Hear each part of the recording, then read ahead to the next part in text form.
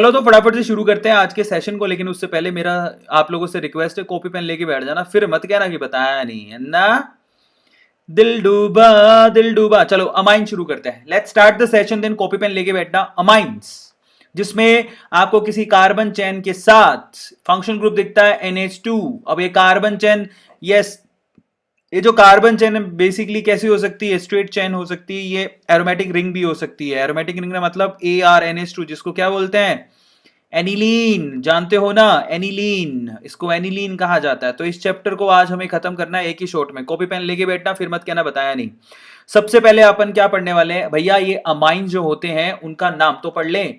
तो देखिए, अगर आप आर की जगह लगा देते हो CH3 तो उसका नाम होता है मिथाइल अमाइन, क्योंकि आपने मिथाइल ग्रुप लगाया। अगर आप मान लो लगा देते हैं C2H5 तो उसको बोलते हैं इथाइल अमाइन। क्या बोलते हैं? Ethyl amine. ये इसका नाम लिखने का तरीका है, but these are general names.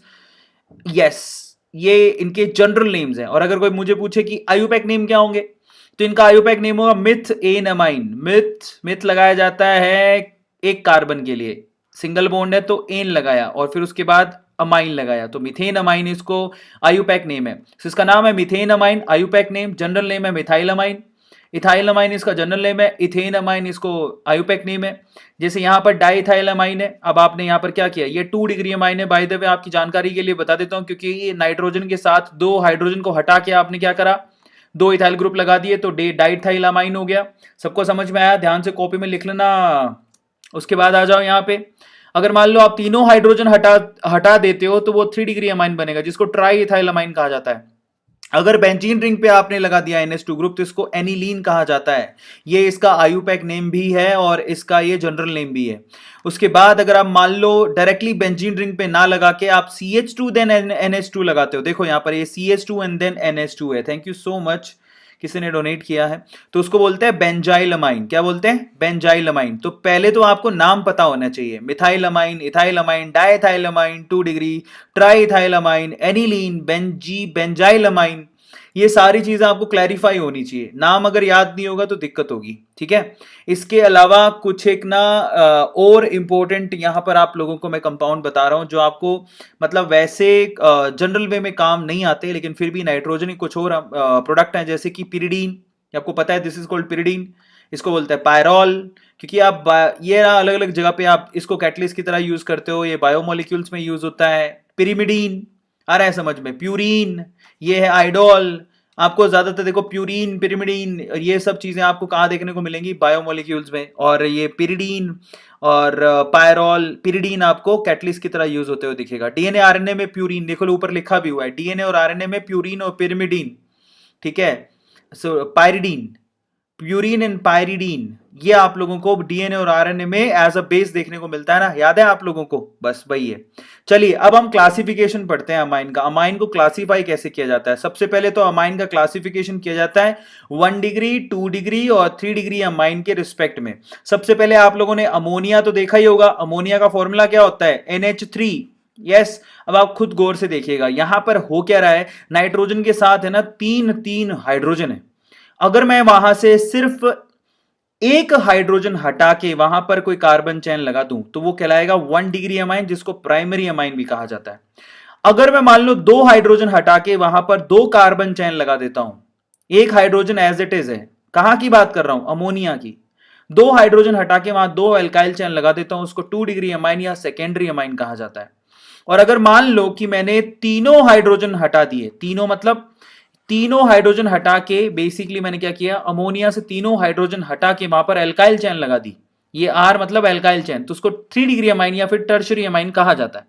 तो ये बहुत ही कॉमन चीजें जो आप लोगों को ध्यान रखनी है। इसके अलावा क्लासिफिकेशन फिर कैसे हो गया? Yes, primary amine, secondary amine, tertiary amine. अगर कोई मुझे पूछे सीधा क्लासिफिकेशन में फॉर्मूला बताओ, जब आपके पास RNH2 लिखा हो तो वो प्राइमरी अमाइन होगा।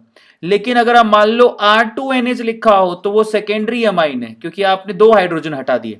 और अगर आप मान लो R3N लिखते हो तो समझ जाना वो टर्शरी अमाइन है। तो ये 1 डिग्री अमाइन है, ये 2 डिग्री अमाइन है, ये 3 डिग्री अमाइन है। इतना तो सबको पता लग गया होगा। मतलब हाइड्रोजन हटाने का खेल है। अब ये हाइड्रोजन हटा किससे रहे हो? आप अमोनिया से हटा रहे हो, बस इतनी सी बात है और हमें आपसे प्यार है। आया समझ में? चलिए अब हम बात करेंगे यहां पर प्रिपरेशन की कि अमाइन का प्रिपरेशन कैसे किया जाता है। सो कौन बचा लोग है जो कॉपी, हाँ चलो कौन बचा लोग है जो यहां पे कॉपी पेन बिल्कुल लेके बैठे हैं और एकदम तैयार है। बहुत इजी है, लेकिन आगे जो केमिकल रिएक्शंस आएंगी ना वो बहुत ही इंटरेस्टिंग है। चलो शुरू करें, प्रिपरेशन मेथड स्टार्ट करें। Let's start the preparation method मेरे प्यारे बच्चों। सबसे पहले तो आप क्या करते हो, रिडक्शन ऑफ नाइट्रो कंपाउंड्स। अगर आप नाइट्रो कंपाउंड्स का रिडक्शन कर दो तो आपको क्या मिलेगा, अमाइन। नाइट्रो कंपाउंड का मतलब क्या होता है, उस पे आप लोगों को NO2 ये आप लोगों को दिखेगा एज अ फंक्शनल ग्रुप। और यहां पर आपको रिडक्शन का मतलब क्या है, आपको ऑक्सीजन हटा देनी है और उसकी जगह हाइड्रोजन लगा देना है। RNO2 को RNH2 में कन्वर्ट करोगे तो इसको कहते हैं हम लोग रिडक्शन। अब ये रिडक्शन किस किस की प्रेजेंस में होता है, मान लो आपने नाइट्रोबेंजीन लिया, उसका रिएक्शन आपने हाइड्रोजन प्लेटिनम और इथेनॉल से करवा दिया।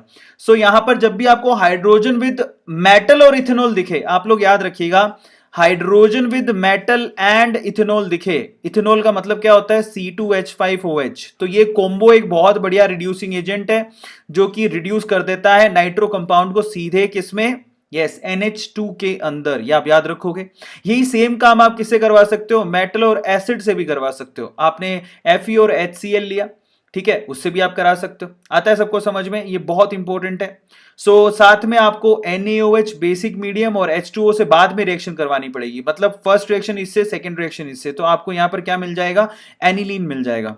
ये आप इससे भी करवा सकते हो, किससे, SnCl2 और HCl। मतलब जरूरी नहीं है कि आप आयरन विद एसिड लो, अगर आप यहां पर टिन क्लोराइड और एसिड ले लोगे तो भी रिएक्शन परफॉर्म हो जाएगी।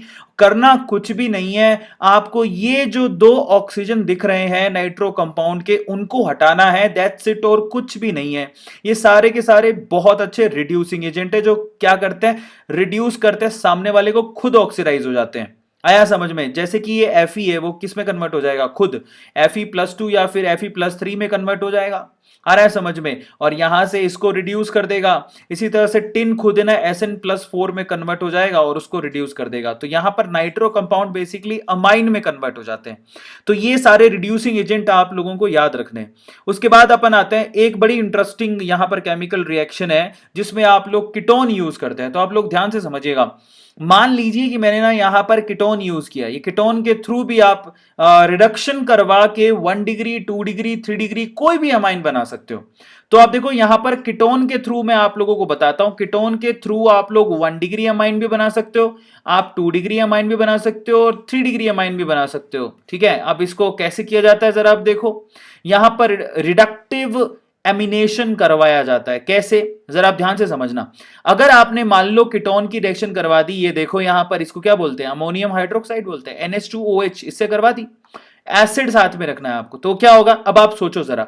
NH2OH में आपको पता है कि नाइट्रोजन के साथ 2 हाइड्रोजन है, यस और नो, नाइट्रोजन के साथ 2 हाइड्रोजन है, तो ये 2 हाइड्रोजन और ऑक्सीजन क्या करेंगे, पानी बाहर निकाल देंगे, जिससे कार्बन टू नाइट्रोजन 2 बॉन्ड बनेंगे। दिखाई दे रहा है, इसको ऑक्सीम कहते हैं, ऑक्साइम कहते हैं, हम पहले भी पढ़ चुके हैं। यहां पर कार्बन टू नाइट्रोजन आपको 2 बॉन्ड दिखाई दे रहे हैं, दिखाई दे रहे हैं सब लोगों को, इज इट क्लियर? अब अगर मान लो मैं इसका रिडक्शन करवा दूं, मतलब ये पाई बॉन्ड तोड़ के इस कार्बन को एक हाइड्रोजन पकड़ा दूं और नाइट्रोजन को एक हाइड्रोजन पकड़ा दूं और फिर उसके बाद OH ग्रुप को भी कन्वर्ट कर दूं, तो ये सारा काम करने के लिए मुझे इन रीएजेंट की जरूरत पड़ेगी। एक तो हाइड्रोजन और प्लेटिनम जो कि क्या करेगा, पाई बॉन्ड को तोड़ के एक एक हाइड्रोजन का प्रसाद बांटेगा, फिर उसके बाद आपको लिथियम एल्यूमिनियम हाइड्राइड या फिर आपको जिंक एसिड लेना पड़ेगा जो कि क्या करेगा, OH ग्रुप को रिड्यूस करेगा। तो देखो यहां पर सीन कुछ ऐसा है कि आपके पास है ना कार्बन के साथ डबल बॉन्ड में नाइट्रोजन है, एक तो आपको ये पाई बॉन्ड तोड़ के दोनों को एक एक हाइड्रोजन पकड़ाना है, लेकिन साथ में आपके पास OH ग्रुप भी है जिसको आपको हाइड्रोजन ऑक्सीजन हाथ से हटानी है। तो ये काम कौन करेगा, ये काम करने के लिए आपको हाइड्रोजन लेना पड़ेगा साथ में, या फिर लिथियम एल्यूमिनियम हाइड्राइड ले लो या फिर ZnHCl, मतलब ये 2 आपको लेने पड़ेंगे। हाइड्रोजन प्लेटिनम एक काम करेगा जो पाई बॉन्ड को तोड़ेगा, फिर उसके बाद लिथियम एल्यूमिनियम हाइड्राइड या फिर ZnHCl ले लो जो कि OH को किस में कन्वर्ट कर देगा, यस OH को सीधे H में कन्वर्ट कर देगा, मतलब ऑक्सीजन हटा देगा यहां से। आ रहा है सबको समझ में? फिर आगे चलते हैं। अब अगली रिएक्शन कौन सी जरा आप चेक करो। मैं अगर स्ट्रेट फॉरवर्ड कोई मुझसे पूछे, मैं अगर इसको लिख के दिखाना चाहूं तो मैं कुछ यूं लिख के दिखा सकता हूं, जरा आप ऊपर चेक करना, मैं यहां पर जगह मिल रही है तो मैं यहां लिख देता हूं, चलो मैं यहां लिख देता हूं।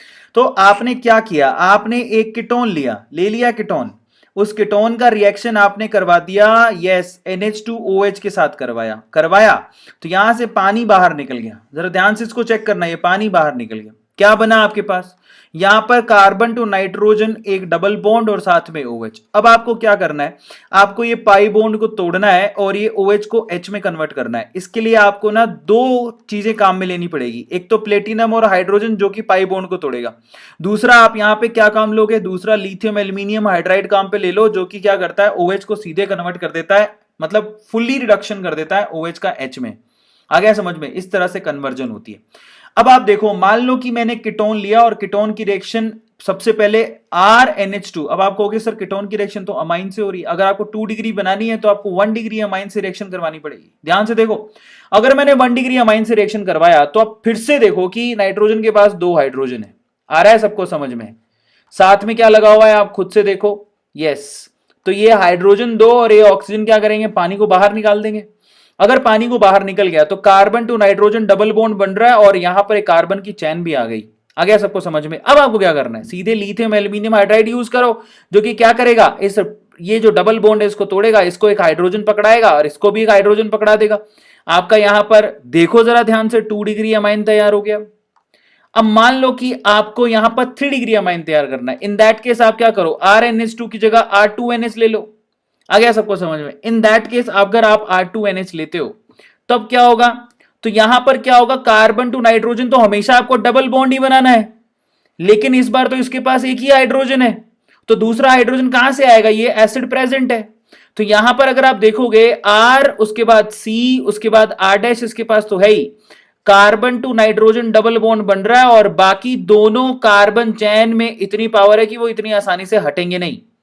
समझ में आ गया। तो एक हाइड्रोजन पानी बाहर निकालने के लिए एसिडिक मीडियम है तो वहां से एक हाइड्रोजन मिल जाएगा। अब आपको क्या करना है, अब अगर इसको रिड्यूस करना है, मतलब बेसिकली अभी भी आपको यही करना है कि आपका इसका एक बॉन्ड तोड़ना है, यहां पर एक हाइड्रोजन जोड़ना है, यहां पर एक हाइड्रोजन जोड़ना है, और तो कोई काम नहीं है। तो ये काम आप किससे करवाओगे, इससे करवा लो, आप लिथियम एल्यूमिनियम हाइड्राइड से भी करा सकते हो, कोई प्रॉब्लम नहीं है। समझ में आ गया। तो आप इस तरह से 3 डिग्री अमाइन भी तैयार कर सकते हो, इसको इमीनियम सोल्ट बोलते हैं। तो 3 डिग्री अमाइन भी तैयार किया जा सकता है। अब आपको जरा चेक करो, यहां पर अमोनोलिसिस करवाते हैं एल्काइल हैलाइड की, वो कैसे होती है, एल्काइल हैलाइड की अमोनोलिसिस कैसे करवाई जाती है, मैं आपको समझाता हूं। सबसे पहले आप क्या लो, आप यहां पर एल्काइल हैलाइड अमोनोलिसिस करवानी है तो आप सबसे पहले 1 डिग्री अमाइन लो, उसका RX से रिएक्शन कराओ। ये जो रिएक्शन है बेसिकली SN2 मैकेनिज्म से परफॉर्म होगी। SN2 मैकेनिज्म यहां पर लगती है, मतलब एक ही स्टेप में ये सारी केमिकल रिएक्शन परफॉर्म हो जाएगी। अब अगर कोई पूछे कि ये क्या है तो मेरी बात ध्यान से सुनना, आप इसको डायरेक्टली यूं भी लिख सकते हो, RNH और उसके बाद यहां पर एक H, NH2 को यूं भी लिख सकता हूं, मतलब ये बॉन्ड जो नाइट्रोजन के साथ बना हुआ, मैं सिर्फ हाइड्रोजन दिख रहा है आपको, है नहीं वो, और इसकी रिएक्शन आप किसके साथ कराओ, एल्काइल हैलाइड के साथ। तो आपको भी दिख रहा है यहां पे कि HX आसानी से बाहर निकलेगा। इन दैट केस आपके पास क्या बन जाएगा, R2NH नहीं बन गया, यानी कि 2 डिग्री अमाइन नहीं बन गई। आ गया समझ में। फिर से अगर आपने RX से रिएक्शन करवाया तो क्या यहां पर HX बाहर निकल के एक और R नहीं लग जाएगा, तो R3N बन गया, जिसको 3 डिग्री अमाइन कहते हैं। अब अगर मान लो आपने एक बार और रिएक्शन करवाने की कोशिश करी तो नाइट्रोजन के पास क्या होते हैं बेटा, उसके पास होते हैं लोन पेयर। समझ में आता है। ये लोन पे डोनेट करके क्या कर सकता है लोन पे डोनेट करेगा किसको, इस R को। आ गया समझ में। और ये X यहां से भागेगा तो एक एल्काइल चेन और ये अपने साथ जोड़ सकता है, यानी कि 4 डिग्री तक ये जा सकता है। और आपको सबको पता है कि नाइट्रोजन मैक्सिमम 4 बॉन्ड बना सकता है। समझ में आ गया। और ये चौथा बॉन्ड बनाएगा तो उस पर प्लस का साइन आएगा। ये आप लोगों को ध्यान रखना है, ये SN2 मैकेनिज्म होती है। आ गया सबको समझ में। मतलब ये कि अगर मान लो आपने N प्रोपाइल अमाइन लिया और उसकी रिएक्शन आपने मिथाइल क्लोराइड के साथ करवा दी, तो बेसिकली यहां से आप एक हाइड्रोजन हटा के क्या कर सकते हो, एक मिथाइल ग्रुप को जोड़ सकते हो। आ गया समझ में। यहां पर मिथाइल N प्रोपाइल अमाइन बना सकते हो। इसी तरह से मान लो आप दोनों हाइड्रोजन हटा दो तो दोनों हाइड्रोजन हटा के आप यहां पर ये इथाइल ग्रुप जोड़ सकते हो। That's very easy. आपको सिर्फ ये जो हाइड्रोजन दिख रहा है ना, वो हेलोजन के साथ जाएगा और उसकी जगह ये कार्बन चैन ले लेगा। दैट्स इट, और कुछ भी नहीं है इसके अंदर। सबको समझ में आ गया। तो ये क्वाटरनरी सोल्ट तक जा सकता है। नाइट्रोजन की खास बात ये कि यहां पर नाइट्रोजन 4 बॉन्ड बना सकता है। अब देखो, अगर आप लोगों ने, अगला मेथड है, अगर आप लोगों ने यहां पर नाइट्राइल का रिडक्शन करवाया, यार साफ साफ दिख रहा है कि नाइट्राइल का फॉर्मूला होता है RC double triple bond N।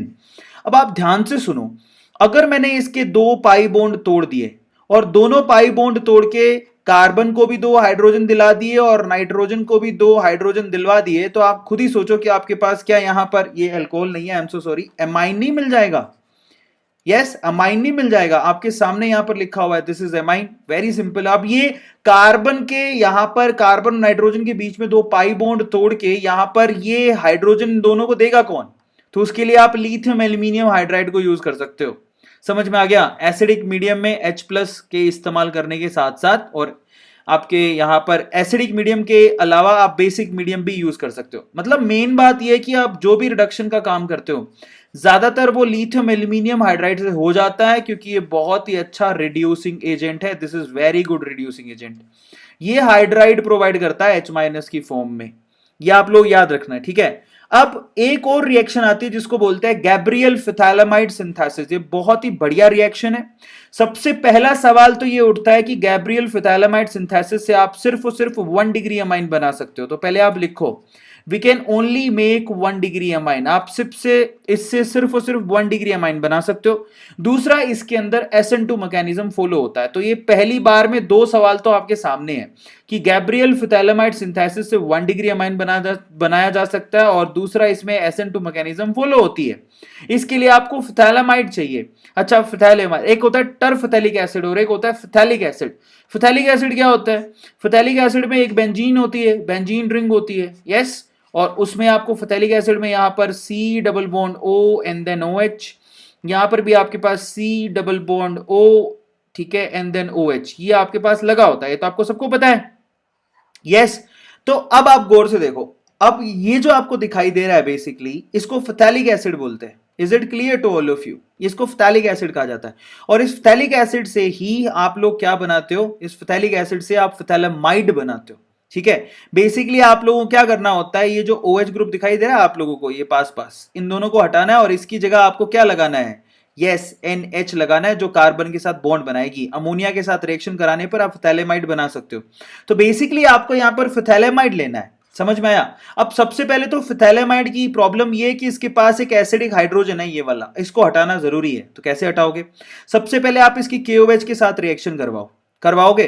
KOH के साथ रिएक्शन करवाते ही OH माइनस क्या करेगा? इस हाइड्रोजन को लेके भाग जाएगा।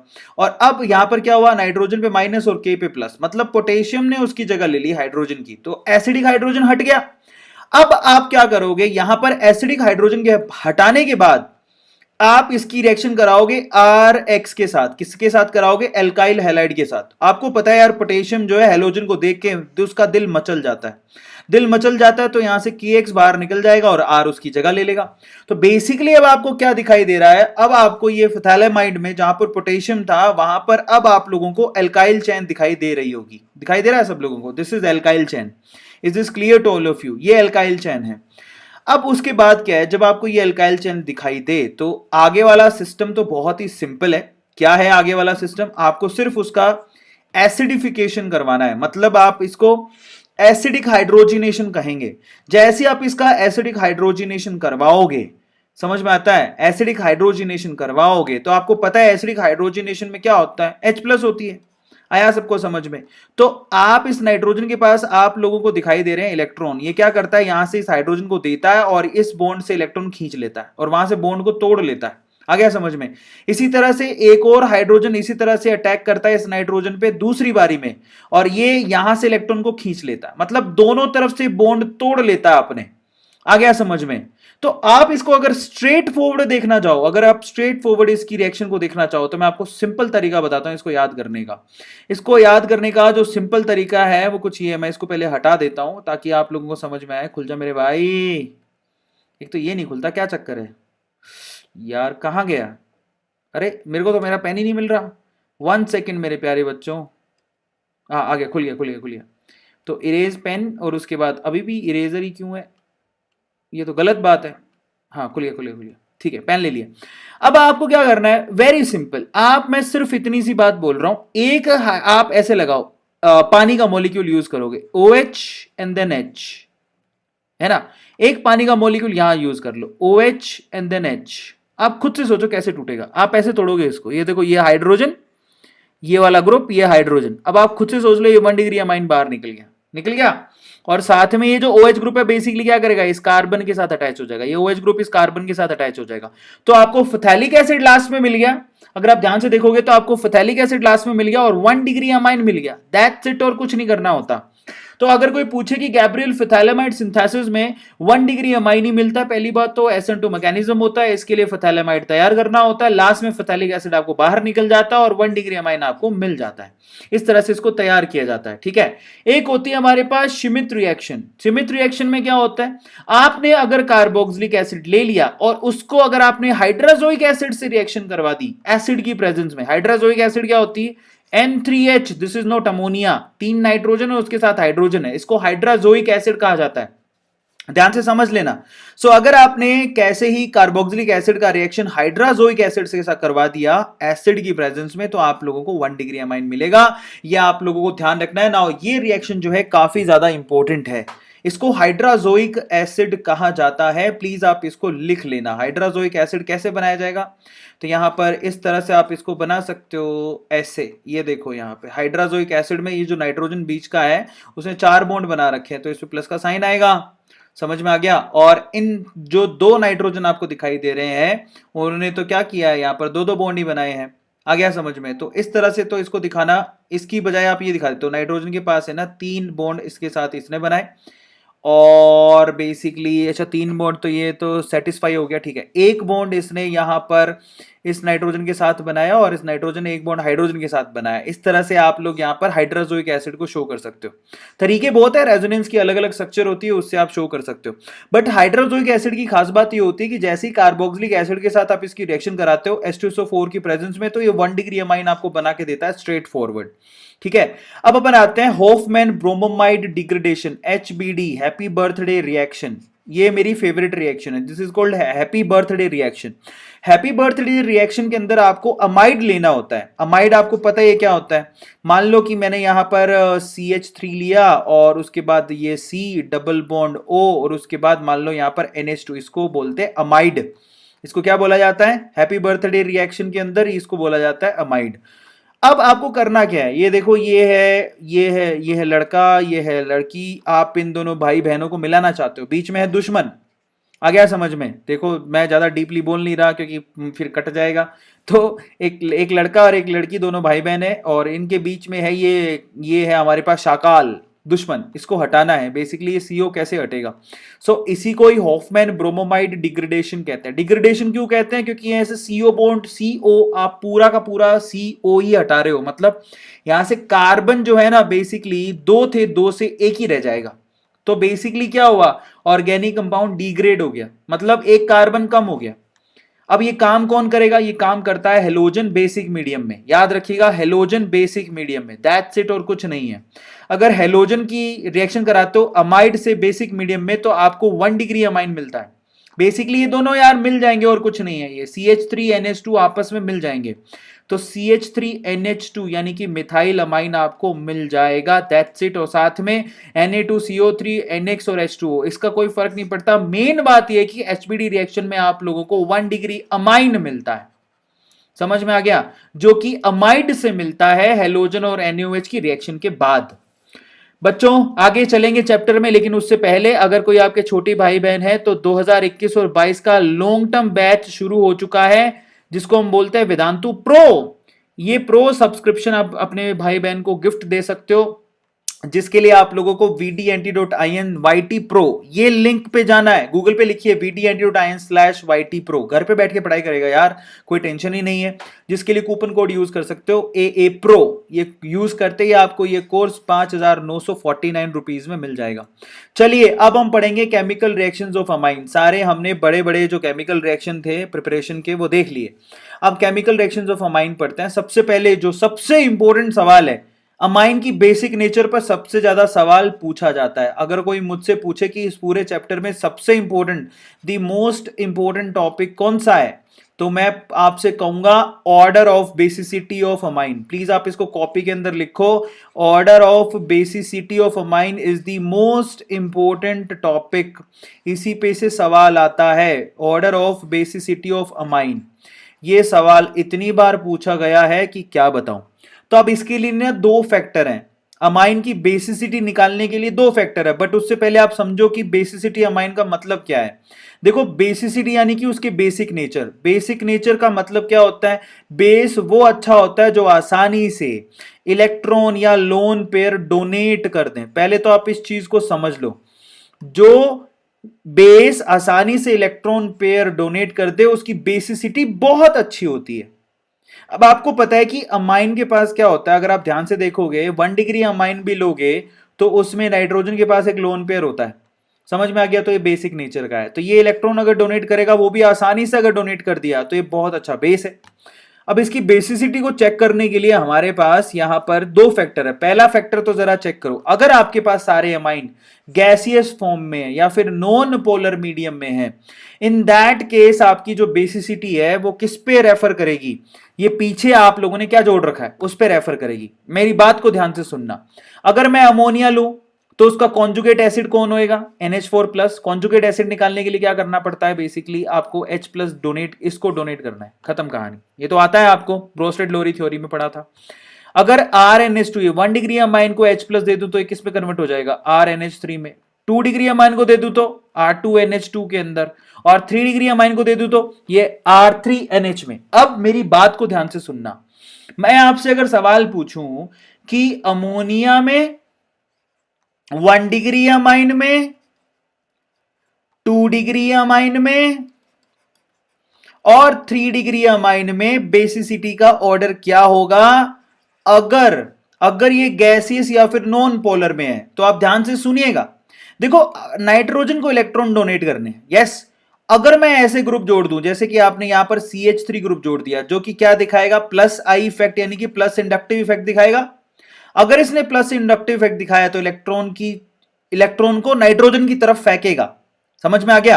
तो एक ऐसा ग्रुप है जो कि प्लस इफेक्ट दिखाता है, तो नाइट्रोजन पर इलेक्ट्रॉन की डेंसिटी को इंक्रीज कर रहा है, जिससे इसकी बेसिसिटी बढ़ेगी।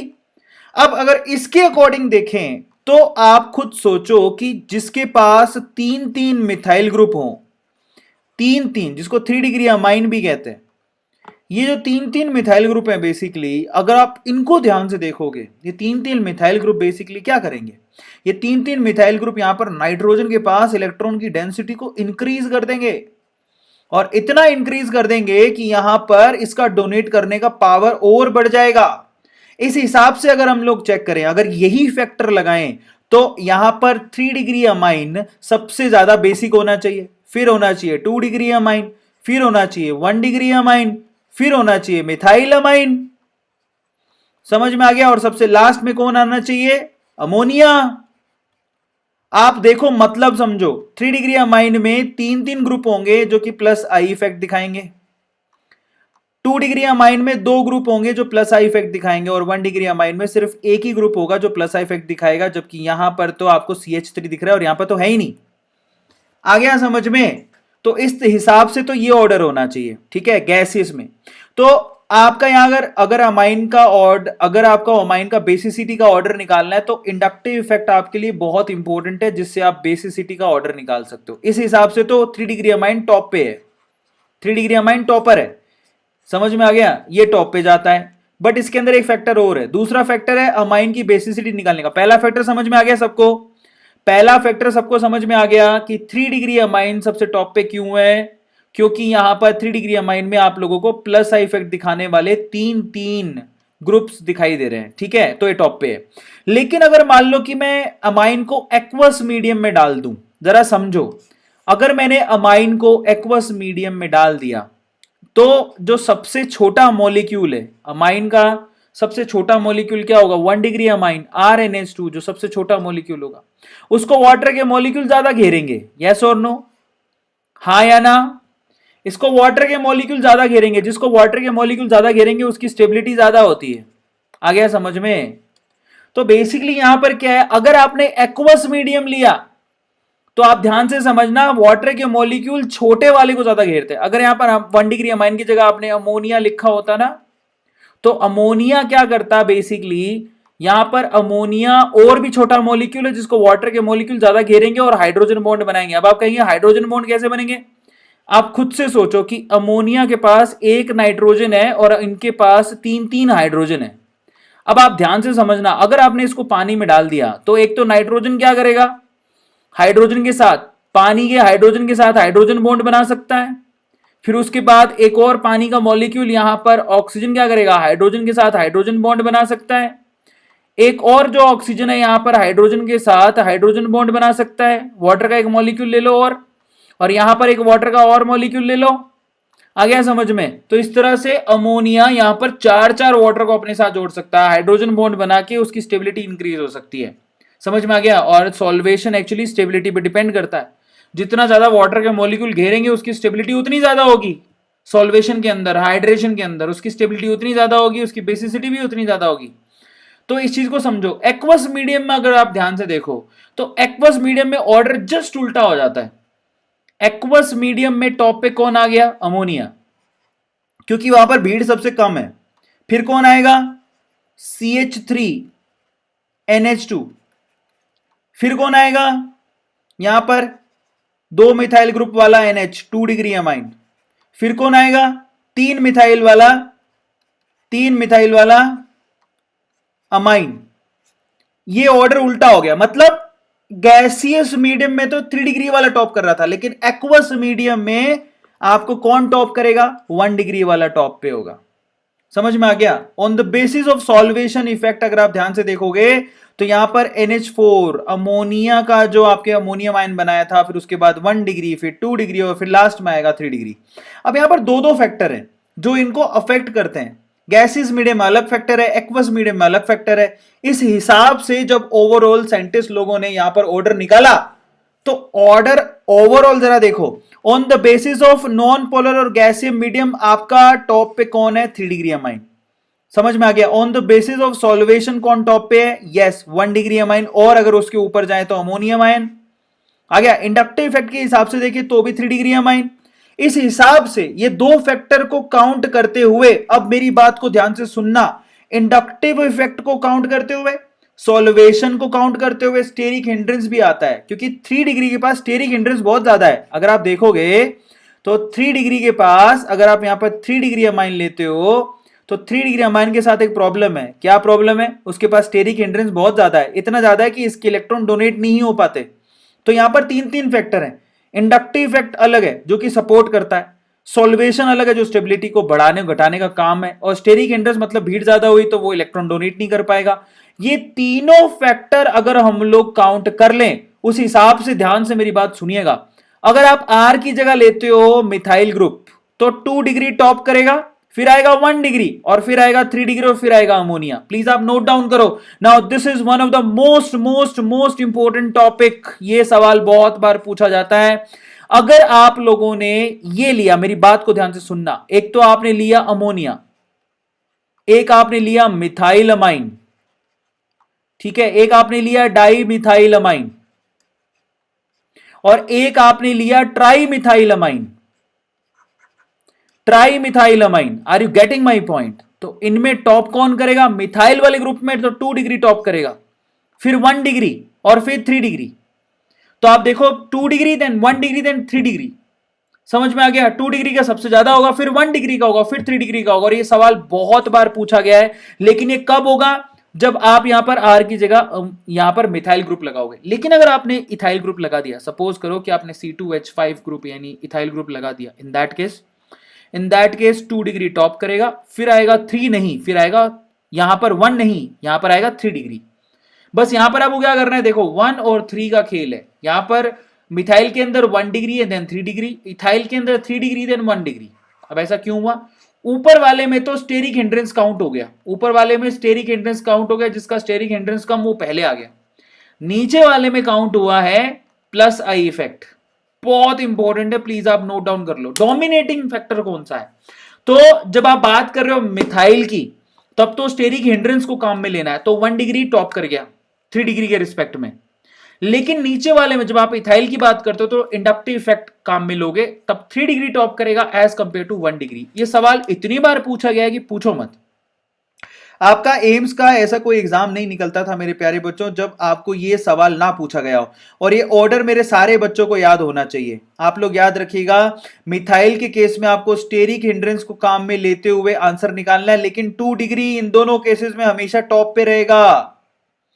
2 डिग्री हमेशा टॉप पे रहेगा। सारा खेल 1 और 3 के बीच में ही है। सारा खेल यहां पर 1 और 3 के बीच में ही है जो भी होने वाला है। आ गया सबको समझ में? ठीक है, चलिए अब हम आगे चलते हैं। अब आप मजे की बात देखो, अगर आप लोगों ने यहां पर कोई ऐसा ग्रुप लगा दिया अमाइन के पीछे, जैसे कि यहां पर एनिलीन के पीछे अगर आपने ऐसा ग्रुप लगा दिया जो कि इलेक्ट्रॉन विड्रॉइंग है या फिर इलेक्ट्रॉन रिलीजिंग है, तब एसिडिक नेचर पे क्या फर्क पड़ेगा जरा ध्यान से समझना। मैं मान लो कि आपने मैंने ले लिया एनिलीन। क्या ले लिया? एनिलीन। ध्यान से समझना, एनिलीन। अब यहां पर NH2 भी है और इसकी बेसिक नेचर का पता करना है। ये इलेक्ट्रॉन है इसके पास। अगर मैंने यहां पर इलेक्ट्रॉन विड्रॉइंग ग्रुप लगा दिया, इलेक्ट्रॉन विड्रॉइंग ग्रुप, आप खुद से सोचो कि इलेक्ट्रॉन विड्रॉइंग ग्रुप तो इन इलेक्ट्रॉन को रिंग की तरफ फेंक देगा, तो क्या ये अवेलेबल है? नहीं। तो इसकी बेसिक नेचर घटने लगेगी। आ गया समझ में? इसकी बेसिक नेचर घटेगी अगर कोई इलेक्ट्रॉन विड्रॉइंग ग्रुप लगा दिया। मतलब अगर आप लोगों ने मान लो नीचे नीचे इसके नीचे नीचे NO2 ग्रुप लगा दिया, तो भाई साहब ये तो डेंजरस है, इसकी बेसिक नेचर और घट जाएगी। समझ में आया? पर अगर आपने यहां पर इलेक्ट्रॉन रिलीजिंग ग्रुप लगा दिया, अगर मान लो एनिलीन में नीचे नीचे आप लोगों ने यहां पर इलेक्ट्रॉन रिलीजिंग ग्रुप लगा दिया, इलेक्ट्रॉन रिलीजिंग ग्रुप, तो यहां पर क्या होगा? इलेक्ट्रॉन रिलीजिंग ग्रुप लगाते ही यहां पर इलेक्ट्रॉन रिलीज होंगे और नाइट्रोजन पे क्या होगा? इलेक्ट्रॉन की डेंसिटी बढ़ेगी और आसानी से ये डोनेट कर पाएगा। तो अगर मैं बोलूं कि आपके पास मान लो कि एक तो सिर्फ हाइड्रोजन लगा हुआ, एक मिथाइल ग्रुप लगा हुआ, एक आपके पास OCH3, ठीक है, मिथॉक्सी ग्रुप लगा हुआ, एक क्लोरीन लगा हुआ और एक NO2 लगा हुआ, इनमें से सबसे अच्छा बेसिक वो किस में होगा? सबसे अच्छा बेसिक नेचर वो किस में शो करेगा? OCH3 में। आप लोग याद रखोगे, इसमें सबसे अच्छा बेसिक नेचर वो C में शो करेगा। ऐसा क्यों? क्योंकि OCH3 is a very good electron donating group. बहुत अच्छा इलेक्ट्रॉन डोनेटिंग ग्रुप है, जो कि सबको पता होना चाहिए कि ये +R इफेक्ट दिखाता है, जो कि डोमिनेटिंग है। तो आप लोग याद रखोगे कि OCH3 ग्रुप अगर आपने यहां लगा दिया, यहां पर OCH3 ग्रुप, तो इसकी बेसिक नेचर बढ़ने लगेगी। क्यों? क्योंकि ये इलेक्ट्रॉन डोनेट करेगा रिंग की तरफ। और अगर आपने NO2 ग्रुप लगा दिया तो ये तो इलेक्ट्रॉन खींच लेगा। वो गरीब था बेचारा, और गरीब कर देगा उसको। चलिए बहुत बढ़िया, दैट्स रियली ऑसम। चलिए अब हम आगे चलते हैं। नेक्स्ट है हमारे पास, आप यहां पर अमाइन का एल्काइलेशन और एसाइलेशन दोनों कर सकते हो। कैसे भैया? मान लो आपने 1 डिग्री अमाइन लिया और उसका रिएक्शन आपने एल्काइल हैलाइड से करवा दिया, तो आपको खुद को पता है यार, यहां पर नाइट्रोजन के पास इलेक्ट्रॉन है देने को, तो ये क्या करेगा? R को इलेक्ट्रॉन देगा और ये X वहां से बाहर निकल जाएगा, क्योंकि X is a very good relieving group. तो ये तुरंत क्या करेगा? 2 डिग्री अमाइन बना देगा। इसको एल्काइलेशन बोलते हैं। अच्छा, आप इसकी एसाइलेशन करवाना चाहो तो आप एसाइल क्लोराइड ले लो। मतलब आप यहां पर RNH2, ये जो 1 डिग्री अमाइन है, उसकी रिएक्शन आप कराओ एसाइल क्लोराइड से। अब आपको भी पता है यहां पर अगर आप ध्यान से देखोगे तो ये जो कार्बन, बेचारा कार्बन है, अब नाइट्रोजन के पास होते हैं इलेक्ट्रॉन। ये इलेक्ट्रॉन किस कार्बन को डोनेट करेगा? जिससे ऑक्सीजन पहले इलेक्ट्रॉन खींचेगा, वापस फेंकेगा और क्लोरीन यहां से बाहर निकल जाएगा। तो आपके पास क्या मिल जाएगा? N सब्स्टिट्यूटेड अमाइड मिल जाएगा। ये रिएक्शन इतनी आसान होती है, क्या बताऊं आपको। सिर्फ ये ढूंढना होता है कि कौन यहां देगा और कौन लेगा। तो नाइट्रोजन तो देगा, कार्बन लेगा, क्लोरीन बाहर निकल जाएगा। इसको एसाइलेशन बोलते हैं। That's very easy. किसी भी केमिकल रिएक्शन में आप सिर्फ ये चेक कर लो कि आपका प्लस कौन है और माइनस कौन, कौन अटैक करेगा, कहां पे अटैक करेगा, बात खत्म। समझ में आया? अब अपन करते हैं हिंसबर्ग टेस्ट, जो कि बहुत इंपॉर्टेंट है। So are you guys excited, ready for Hinsberg test? कौन कौन देखना चाहता है हिंसबर्ग टेस्ट? जल्दी सी बताओ, कौन कौन यहां पर हिंसबर्ग टेस्ट देखना चाहता है? जो देखना चाहता है मुझे अभी चैट सेक्शन में लिख के बताओ कि सर हम देखना चाहते हैं हिंसबर्ग टेस्ट। सबसे पहले हिंसबर्ग टेस्ट हिंसबर्ग रिएजेंट की प्रेजेंस में होता है, ये तो आपको पता होगा। जो हिंसबर्ग टेस्ट है वो हिंसबर्ग रिएजेंट की प्रेजेंस में होता है। देखना चाहते हो तो मैं आपको दिखाता हूं, जरा देखो। सबसे पहले आपको हिंसबर्ग टेस्ट जो है हिंसबर्ग रिएजेंट की प्रेजेंस में कराना होता है, जो कि क्या होता है बताओ? हिंसबर्ग रिएजेंट क्या होता है? होता है बेंजीन, किस किस को पता है? सल्फोनिल, बेंजीन सल्फोनिल क्लोराइड, इसको हिंसबर्ग रिएजेंट कहते हैं। बेंजीन सल्फोनिल क्लोराइड को हिंसबर्ग रिएजेंट कहा जाता है। अगर स्ट्रक्चर बनाना चाहो तो दैट्स वेरी इजी। आपको पहले बेंजीन चाहिए, ये बेंजीन बना लो। एक सल्फर चाहिए, सल्फर ले लो। सल्फर की वैलेंसी आप दोनों तरफ ऑक्सीजन से कंप्लीट करते हो और फिर होती है क्लोरीन। इसको बोलते हैं हिंसबर्ग रिएजेंट। क्या ये हार्ड है? क्या इसके लिए आप लोगों को शक्तिमान बनना पड़ेगा? किस किस को ये रिएजेंट याद हो गया? क्या क्या आप लोगों को लगता है कि इसमें नीली चड्डी, नीली पैंट पे लाल चड्डी पहन के तब मुझे समझ में आएगा ये बेंजीन सल्फोनिल क्लोराइड किस किस को याद हो गया? जिस जिसको याद हो गया लिखो कि यस सर हमें याद हो गया चैट सेक्शन में। और अभी लाइक करो सेशन को अभी के अभी अगर आपको वाकई में याद हो गया तो जल्दी से लिख के बताओ। शाबाश।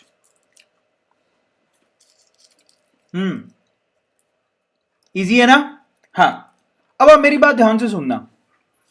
इसमें अब होता क्या है, अगर आप ध्यान से देखोगे तो ये जो सल्फर है ना, सल्फर, ये सल्फर एक बेचारा सल्फर है।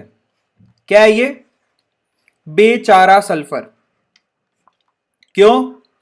क्योंकि सल्फर के ऊपर ऑक्सीजन है जो कि ज्यादा इलेक्ट्रोनेगेटिव है, नीचे भी ऑक्सीजन है जो कि ज्यादा इलेक्ट्रोनेगेटिव है, बगल में कार्बन है जो कि ज्यादा इलेक्ट्रोनेगेटिव है, तो सब तो इससे इलेक्ट्रॉन खींच रहे ले। तो इस सल्फर पे क्या है? पार्शियल पॉजिटिव साइन है। सल्फर इज अ बेचारा सल्फर जिसके ऊपर पार्शियल पॉजिटिव साइन है, क्योंकि यहां पर तीन तीन आप लोगों को इलेक्ट्रोनेगेटिव एलिमेंट दिखाई दे रहे हैं। आया समझ में? अब मैं आपको हिंसबर्ग टेस्ट बताता हूं कि कौन देता है और कौन नहीं देता, फिर परफॉर्म करके बताता हूं। सबसे पहले आप लोग ध्यान से समझो इसको। आप क्या कर सकते हो, हिंसबर्ग टेस्ट से आप 1 डिग्री 2 डिग्री और 3 डिग्री अमाइन को डिस्टिंग्विश कर सकते हो, पता लगा सकते हो कि कौन सी 1 डिग्री है, कौन सी 2 डिग्री है, कौन सी 3 डिग्री है। जिसके लिए आपको बेंजीन सल्फोनिल क्लोराइड का इस्तेमाल किया जाता है, जिसको हम लोग हिंसबर्ग रिएजेंट भी कहते हैं। मजे की बात देखो, यहां पर पहले मैं बताता हूं फिर मैं आपको समझाऊंगा। अगर आपने इसकी 1 डिग्री से रिएक्शन करवा दी, ठीक है, और जो भी कंपाउंड बनेगा, ये कैसे बनता है मैं आपको बताता हूं, उसको आप वो NaOH में सॉल्युबल होगा। और अगर आपने 2 डिग्री से रिएक्शन करवाई तो ये NaOH में इनसॉल्युबल होगा। 3 डिग्री तो रिएक्शन ही नहीं करता। अब आप कहोगे सर ये क्या, ये तो याद ही नहीं हुआ। मैं बताता हूं आपको याद कैसे होगा, मैं तरीका बताता हूं, ध्यान से समझना। तो मैं आपको परफॉर्म करके बताता हूं। सबसे पहले तो आप क्या लो, 1 डिग्री लो। 1 डिग्री अमाइन क्या होती है? RnH2। मेरी बात को ध्यान से समझना। मैं आपको पहले ही बता चुका हूं कि 1 डिग्री अमाइन जो है रिएक्शन देती है, 2 डिग्री भी देती है लेकिन NaOH से रिएक्शन नहीं करती, 3 डिग्री तो रिएक्शन ही नहीं करती। कैसे? आप ध्यान से समझना। देखो सबसे पहले ना आप गौर से देखो, अगर आप ध्यान से देखोगे कि 1 डिग्री अमाइन का रिएक्शन आपको हिंसबर्ग रिएजेंट से करवाना है, तो हिंसबर्ग रिएजेंट क्या होता है? उसमें एक सल्फर होता है और एक ऑक्सीजन होता है, एक ऑक्सीजन होता है, और इसके पीछे आप लोग क्या करते हो, एक बेंजीन रिंग को जोड़ते हो। मेरी बात को ध्यान से समझना, बहुत आसान है। और फिर आपने यहां पर एक क्लोरीन लगा रखा होता है, सही है। अब आपको भी पता है कि जो सल्फर है बेचारा सल्फर है। अगर ये बेचारा सल्फर है तो नाइट्रोजन क्या करेगा? इस सल्फर को इलेक्ट्रॉन डोनेट करेगा और यहां से क्लोरीन भाग जाएगा, क्योंकि क्लोरीन बहुत अच्छा लीविंग ग्रुप है। यस और नो? क्लोरीन तो हमेशा बाहर निकलता है क्योंकि वो बहुत अच्छा लीविंग ग्रुप है। तो रिएक्शन हो गई। अगर ये रिएक्शन हो गई तो क्या बनेगा आप मुझे बताओ? R नाइट्रोजन, हाइड्रोजन उसके दोनों ऊपर नीचे लिख दूं। साथ में आपने क्या किया, इसको सल्फर के साथ बॉन्ड बनवा दिया। सल्फर के साथ यहां पर 2 ऑक्सीजन भी हैं, ध्यान से समझना। और पिछवाड़े में क्या लगा हुआ है? पिछवाड़े में लगा हुआ है यहां पर बेंजीन रिंग। ये बना, यस और नो? ये रिएक्शन हुई और नाइट्रोजन के ऊपर प्लस का साइन आ गया क्योंकि इसने इलेक्ट्रॉन डोनेट किए। हाँ या ना? ये क्या ये हार्ड है? क्या इसमें आपको लगता है कि ये हार्ड है? नहीं, मेरे को शक्तिमान बनना पड़ेगा तभी समझ में आएगा। या आ गया सबको समझ में? आ गया। अब क्या होगा, अब नाइट्रोजन अपना ये प्लस को खत्म करने के लिए क्या करेगा, एक हाइड्रोजन को फ्री कर देगा और उससे इलेक्ट्रॉन को खींच लेगा। खींच लिया। अगर इलेक्ट्रॉन खींच लिया तो अब आप बताओ कि क्या बन रहा है। मैं यहां पर लिख देता हूं, जरा देखो। R, उसके बाद N, उसके बाद H, उसके बाद सल्फर, ऑक्सीजन, ऑक्सीजन, और यहां पर C6H5 फिनाइल ग्रुप। मैं इसको एज इट इज लिख देता हूं। अब आप इसकी रिएक्शन कराओ, NaOH से सॉल्युबल होगा। अब आपको सर NaOH से सॉल्युबल क्यों है? NaOH का काम क्या होता है? OH माइनस आयन देना। तो ये OH माइनस आयन क्या करेगा, इस हाइड्रोजन पे डोरे डालेगा और इसको खींच लेगा। खींचेगा तो पानी बाहर निकल जाएगा। अब जैसे ही उसको खींचेगा तो ये दोनों इलेक्ट्रॉन नाइट्रोजन पे शिफ्ट हो जाएंगे। क्या बनेगा यहां पर? R नाइट्रोजन, नाइट्रोजन पे माइनस का साइन, तो नाइट्रोजन के साथ कौन आगे जुड़ जाएगा? Na प्लस, जिसपे प्लस का साइन। साथ में सल्फर। ध्यान से समझना, बहुत आसान है। मतलब ये NaOH से रिएक्शन कर रहा है। क्यों कर रहा है? क्योंकि उसके पास एसिडिक हाइड्रोजन है, उसके पास ये एसिडिक हाइड्रोजन है, इसीलिए रिएक्शन हो पा रही है। तो 1 डिग्री अमाइन, कहने का मतलब ये है कि 1 डिग्री अमाइन पहले तो बेंजीन सल्फोनिल क्लोराइड से रिएक्शन करता है, उसके बाद NaOH में सॉल्युबल होता है। अब आ जाओ आप 2 डिग्री अमाइन पे। अब मैं 2 डिग्री पे करके दिखाता हूं, सेम चीज आप 2 डिग्री पे करके दिखाओ। ध्यान से समझना है इसको, ये 2 डिग्री है। पहले तो आप इसकी रिएक्शन करवा दो बेचारे सल्फर से, करवाओ सब लोग सल्फर से, मेरी बात को ध्यान से समझना। बेचारे सल्फर से रिएक्शन करवाओ, तो क्या होगा? ये नाइट्रोजन सबसे पहले सल्फर को इलेक्ट्रॉन डोनेट करेगा और एक क्लोरीन लेके भाग जाएगा अपने इलेक्ट्रॉन, तो क्या बन जाएगा? मतलब पहली रिएक्शन तो हो गई। समझ में आ गया? First reaction has been completed. समझ में आया कि नहीं आया? सबको समझ में आया? अच्छा, अब इस नाइट्रोजन में प्लस का साइन आ जाएगा। उसके बाद यहां पर सल्फर है, यहां पर ऑक्सीजन है, और यहां पर ऑक्सीजन है, और यहां पर C6H5 है। अब क्या होगा? अब यहां पर ये अपनी नाइट्रोजन अपनी भूख शांत करने के लिए हाइड्रोजन से इलेक्ट्रॉन खींचेगा और हाइड्रोजन को अलग कर देगा। बट अगर यहां से हाइड्रोजन अलग हो गया तो अब जो बची हुई स्पीसी है, क्या उसके पास कुछ बचेगा? हाइड्रोजन बचेगा? मेरी बात ध्यान से समझना, मैं इधर चला जाता हूं।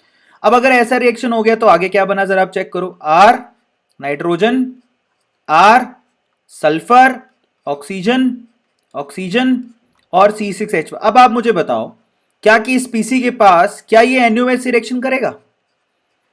नहीं करेगा। क्यों नहीं करेगा? क्योंकि इस नाइट्रोजन के पास कोई एसिडिक हाइड्रोजन है ही नहीं, तो आगे रिएक्शन नहीं होगी। जबकि 1 डिग्री आगे रिएक्शन कर रहा था क्योंकि उसके पास एक हाइड्रोजन था। ये तो हो गया 2 डिग्री। अब आप पूछोगे सर 3 डिग्री में क्या होगा? 3 डिग्री तो इसका भी बाप है। कैसे? जरा चेक करो। 3 डिग्री में तो हाइड्रोजन ही नहीं है। अगर आप यहां से 3 डिग्री को देखोगे तो 3 डिग्री के पास तो हाइड्रोजन पहली बार में ही नहीं है। अगर आप इसकी रिएक्शन कराते हो इसके साथ बेंजीन सल्फोनिल क्लोराइड के साथ, मान लो इसने रिएक्शन कर भी ली, ध्यान से समझना, पहली बात तो इसके पास है ही नहीं। मान लो इस नाइट्रोजन ने सल्फर को इलेक्ट्रॉन डोनेट कर दिया और यहां से बाहर भी निकल गया, तो आगे अशांति है। कैसे? आगे बॉन्ड क्या बन रहा है जरा आप चेक करो। नाइट्रोजन के पास कोई हाइड्रोजन तो है नहीं जिसको कुर्बानी दे देगा, सब कार्बन चैन है जो आसानी से टूटेंगी नहीं। आ रहा है समझ में? यस और नो लिखते जाओ चैट सेक्शन में। तो 3 डिग्री से रिएक्शन होगी नहीं। क्यों? क्योंकि नाइट्रोजन में प्लस का साइन है, अब वो किसी और से तो बॉन्ड तोड़ नहीं सकता। ये सारे के सारे एल्कली ग्रुप हैं, ये इससे तो बॉन्ड क्यों तोड़ेगा? जरा सोचो, जो उसको सपोर्ट करते हैं वो उससे बॉन्ड क्यों तोड़ेगा? क्योंकि R तो सपोर्ट करता है प्लस को। तो इस केस में वो क्या करेगा? वो तो सल्फर से ही बॉन्ड तोड़ेगा ना अपना वापस से। बोले तेरे से क्या फायदा है मेरे को, बॉन्ड तोड़ के पीछे भाग जाता है वापस। तो इसका मतलब ये हुआ कि 3 डिग्री रिएक्शन करता ही नहीं है। तो इसका मतलब ये हुआ 1 डिग्री रिएक्शन करता है, 1 डिग्री रिएक्शन करता है और NaOH में सॉल्युबल भी है। 2 डिग्री रिएक्शन करता है लेकिन NaOH में सॉल्युबल नहीं है। 3 डिग्री तो रिएक्शन ही नहीं करता मेरा भाई। सबको समझ में आ गया? बहुत बढ़िया। तो ये रिएक्शन हमारी खत्म हो गई। इस तरह से आपको पता लग गया कि 1 डिग्री रिएक्शन करता है, 2 डिग्री के साथ पहली रिएक्शन होती है, दूसरी नहीं होती, 3 डिग्री तो रिएक्शन ही नहीं होती।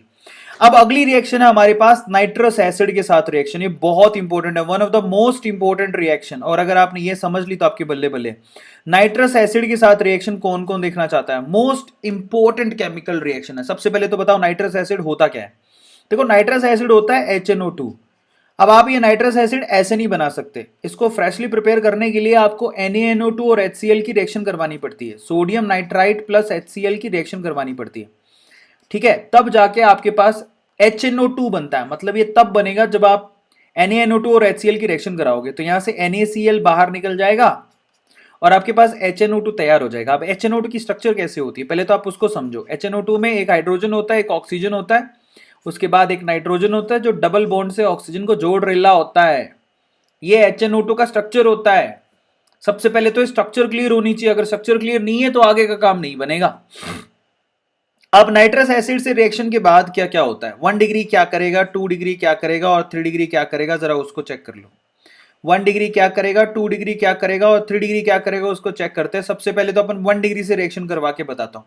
और ये रिएक्शन इतनी इंपॉर्टेंट है कि क्या बताऊं, मतलब आप समझ लो ये reaction the most important reaction है इस चैप्टर की। The most important reaction of this chapter, इस चैप्टर की सबसे ज्यादा इंपॉर्टेंट रिएक्शन है।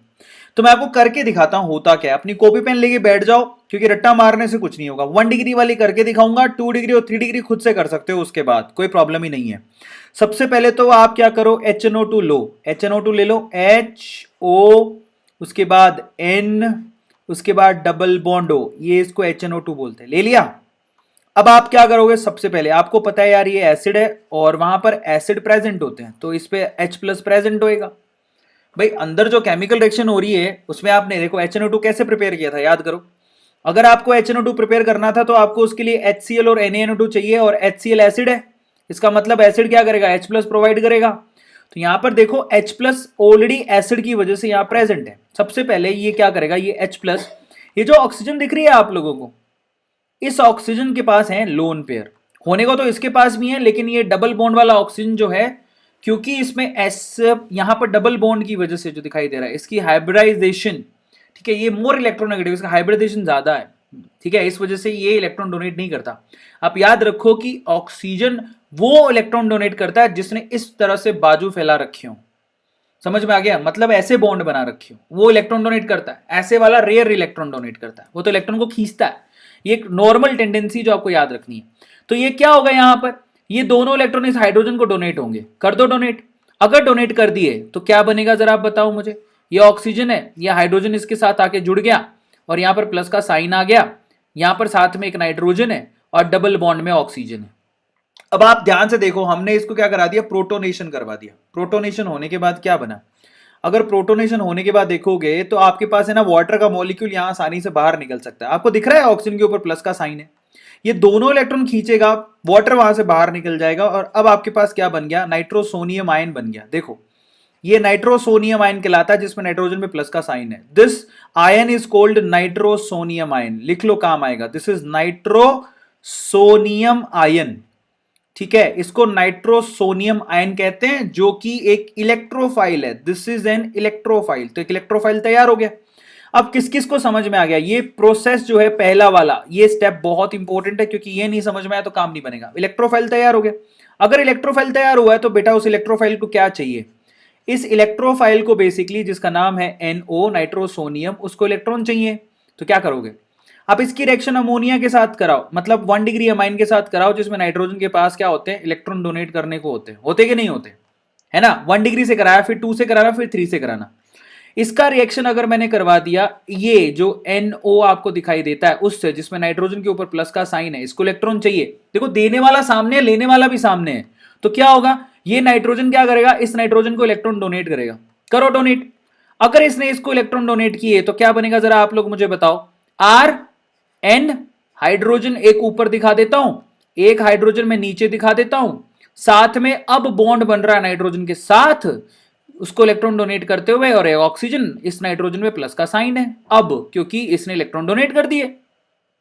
अब ये नाइट्रोजन क्या करेगा, फिर से इसको अपनी भूख शांत करनी है, तो किसी एक हाइड्रोजन से इलेक्ट्रॉन खींच लेगा। समझ में आ रहा है, खींचेगा तो क्या बनाएगा जरा आप मुझे बताओ। अगर खींच लेगा तो अब ये बनाएगा R, उसके बाद यहां पर नाइट्रोजन, ध्यान से समझना इसको, बहुत इंपॉर्टेंट है भाई, ये हाइड्रोजन, उसके बाद यहां पर एक और नाइट्रोजन, और इसके पास डबल बॉन्ड में ऑक्सीजन। सबको समझ में आएगा, ये बन गया। मैंने ऊपर लगा दिया ऑक्सीजन, डरना मत, ये दोनों हाइड्रोजन हटके यहां से बाहर निकल गया, ये आ गया समझ में, H प्लस की फॉर्म में ये बाहर हो गया, ये H प्लस की फॉर्म में बाहर चला गया। तो आपके पास अब ये बन गया। अब क्या होगा यहां पर, है ना, यहां पर अगर आप ध्यान से देखोगे तो अब खेल शुरू होगा इसका। अब यहां से क्या बनेगा, प्रोटॉन ट्रांसफर होगा कुछ यूं कि ये जो ऊपर ऑक्सीजन दिख रही है, ये अपना दोनों इलेक्ट्रॉन खींचेगी, खींचा, दोनों इलेक्ट्रॉन खींचा, तो इस नाइट्रोजन की और इस नाइट्रोजन की वैलेंसी फ्री हो गई। अब इससे क्या होगा, जैसे ही उसने ऑक्सीजन ने दोनों इलेक्ट्रॉन खींचे, तो इसने डोरा डालना चालू किया इस हाइड्रोजन के ऊपर कि तू आ जा, तो इसने अपने दोनों इलेक्ट्रॉन जो है यहां फेंक दिए, और ये हाइड्रोजन बेसिकली उस ऑक्सीजन के पास चला गया। ध्यान से समझो, बहुत आसान है। पहले तो ऑक्सीजन ने अपने पाई इलेक्ट्रॉन खींचे, पाई इलेक्ट्रॉन खींचने के बाद उस ऑक्सीजन पे माइनस का साइन आ गया। अब उसने जो सामने वाला हाइड्रोजन है, मेरे सामने वाली खिड़की पे एक हाइड्रोजन मेरे को दिखता है, तो सामने वाले हाइड्रोजन पे डोरे डालने चालू किए। आया समझ में। अब क्या हुआ, अब हाइड्रोजन को उसने खींचा और ये दोनों इलेक्ट्रॉन बेसिकली यहां पर शिफ्ट हो गए। तो क्या बना जरा आप मुझे बताओ, सामने वाली खिड़की पे हाइड्रोजन दिख रहा था, उसको उसने खींच लिया, तो यहां पर नाइट्रोजन के साथ डबल बॉन्ड और फिर नाइट्रोजन आ रहा है सबको समझ में। और यहां पर आपको क्या दिखाई दे रहा है, और यहां पर आपको OH ग्रुप दिखाई दे रहा है। इस तरह से प्रोटॉन ट्रांसफर हो गया सबको समझ में आया। प्रोटॉन ट्रांसफर हो गया सबको समझ में आया। OH नीचे लिख दिया, हाइड्रोजन वहां चला गया। अब क्या होगा, अब फिर से एक प्रोटॉन आएगा, और प्रोटॉन जो फिर से आया वो फिर से इस ऑक्सीजन के जो लोन पेयर है उनके साथ अट्रैक्ट होकर लग जाएगा ताकि पानी का मॉलिक्यूल बाहर निकल सके।